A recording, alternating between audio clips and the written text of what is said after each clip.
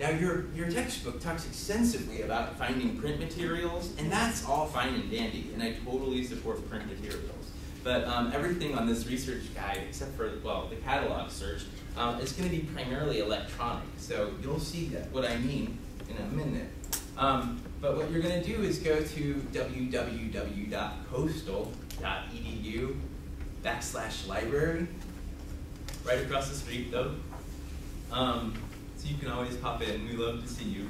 And you're going to hit research guides. Yeah, that tab at the top. And you go down to the drop-down menu, and there's your class. Right there, 607. You're welcome. And there's my picture. Yeah, so, and what I've done here is created some tabs for you. So you can find books using this research guide, talking a little bit about what it means to be peer-reviewed, what that information means, and how to find articles relevant to your topics. Also, some of you may need statistics or demographical information, and that's a possibility. So I have some government sites on there that will provide you with statistics. We have a research guide on the APA style, and then also a little bit on literature reviews. So in case you forgot everything we said today, then you can go and check that out. Yeah, so can I have a green card? What databases are best for my topic? What databases are best for your topic, right? Okay, that's an excellent question. Yeah, who thought of that? Well, let's find out, shall we? First, your first database that's going to be really, really great for you is going to be the Kimball Library Catalog. That's our catalog of books. I have a few of these on here, just some books that I thought were interesting. But if you scroll down a little bit on books, you'll see that you can, here's the search for the catalog. It's in the top left corner. And if you click on here, I always go to advanced search because, well, we are a graduate school, right? We're advanced. So click on advanced, and it'll open it into a new window. And from there, you can search. Okay. There are your books. If we don't have what you need, and chances are we don't, well, I won't say that, but there's a really high chance that we may not have everything you need, given that this is an advanced course in research. So if that is the case, I think there's another green card that might ask that question. Where can I find articles the library doesn't own? Yeah, exactly. Where do I find articles or books that the library doesn't own? Okay, got a little ahead of myself there. Here's Pascal. This is a consortium of South Carolina libraries. So we get books from Clemson, and we get them from University of South Carolina. All of this is free to you. So all you have to do is click on that link and request your book.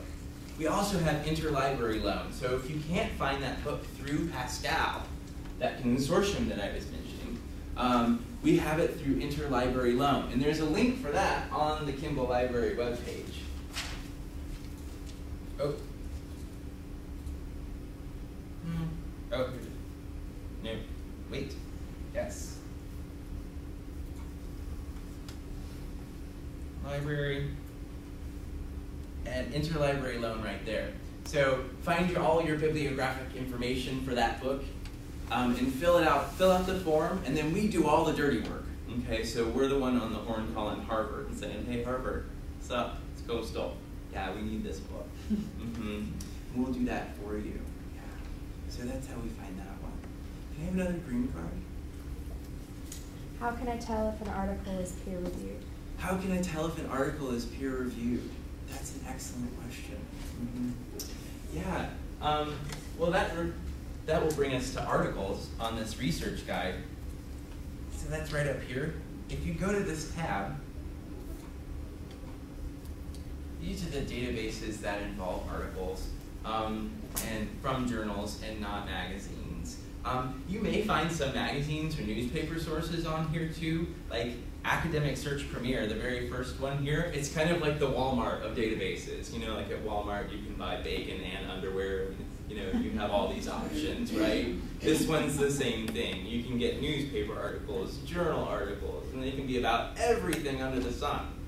So, I'll show you how we can search that. And all of these are similar to it.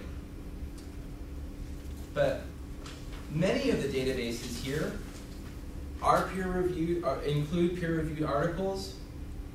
But a really, really nice thing that many of them contain is this here.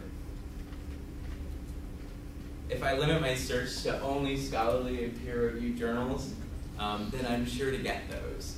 And does anybody have any questions about what it means to be peer-reviewed or scholarly information?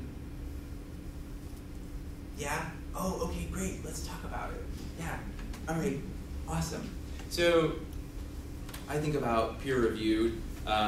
If you've ever been in a class, you know, and you do sort of a round robin with your paper, everybody kind of grades your grammar.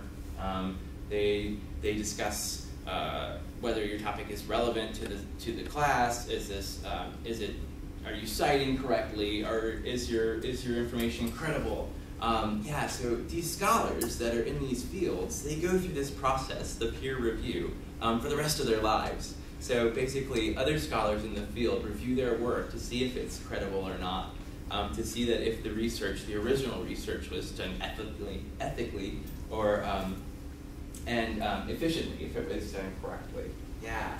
So they've gone through this process, and it takes that information up a couple notches. And then usually it has to be entered into a referee journal, which means that, I always think that's so funny when you think about like a little referee in a journal.